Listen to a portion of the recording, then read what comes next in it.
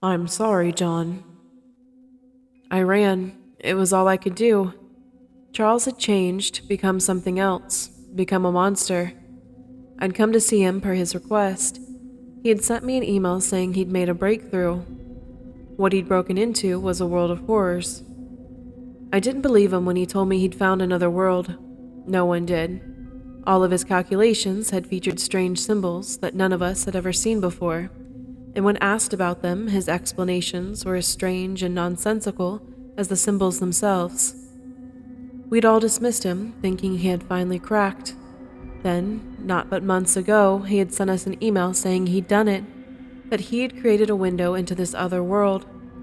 This time, less of us arrived, though all of us skeptical and a little worried. None of us had seen or heard from Charles in all that time. I'd come to visit him a few times, trying to check in on him, but only his servants would come to the door. They said he was too busy with his work for company. Now that he had summoned us, we were all eager to check on his health. But when we got to his lab, he seemed to be the same portly, jovial individual that we'd seen last, though perhaps a little thinner in the face. That wasn't unusual for men in our field, though. A little bit of weight fluctuation was normal when we really dug into our work.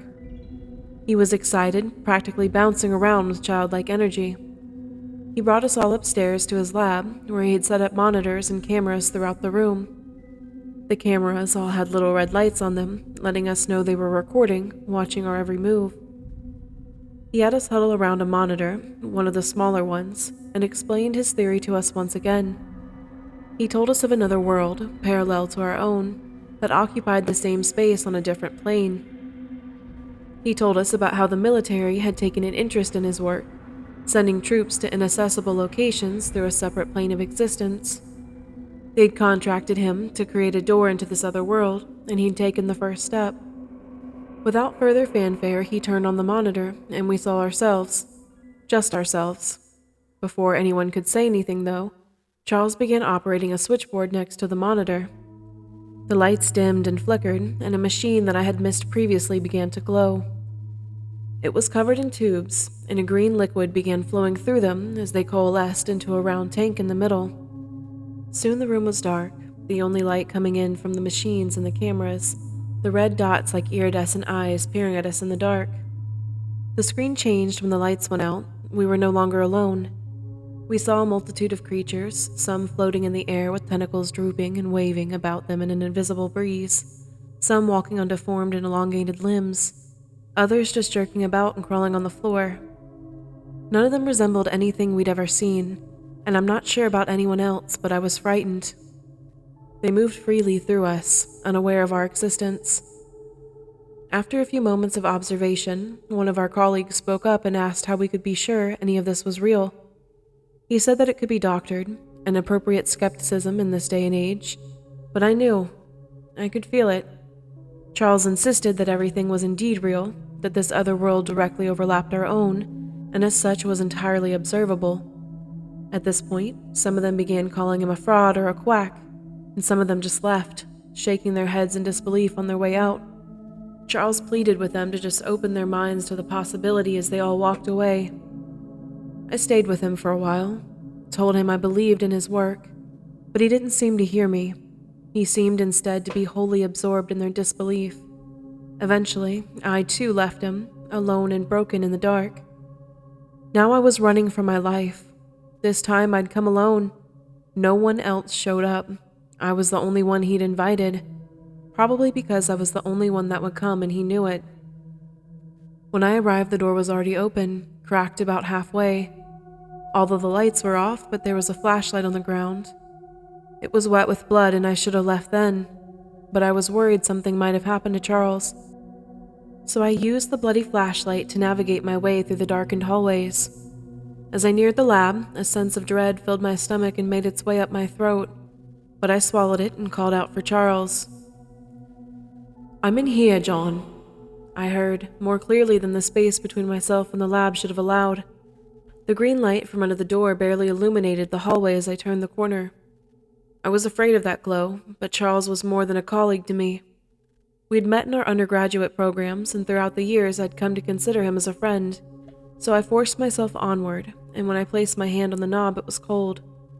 I opened the door, and what I saw terrified me. There was blood everywhere, and equipment was demolished and scattered about the room, save for that lone monitor we had huddled around months prior, and that green glowing tank. But hardly any of this truly registered. All I could truly see was Charles. His body had become long and segmented below his now gaunt torso, seemingly miles long in the dark, and he was being held off the ground by a veritable forest of malformed limbs, long and spindly, sprouting from his back. His skin seemed to slough off his body, his eyes were sunken and black, and his mouth was twisted into an unnerving smile as it forced it into his face. "I'm glad you came here, John," he said. His mouth was full of rows upon rows of teeth, like a lamprey's trailing down into his throat.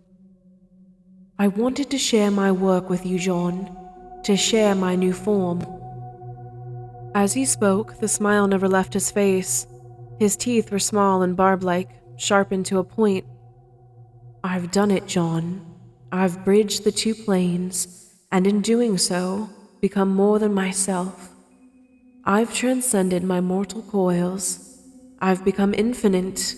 Now I shall make you infinite too, John." I turned around and began running down the hallway. I ran as fast as I could, never looking back. I headed straight for the front door, but by the time I'd gotten to the entryway, I was too late.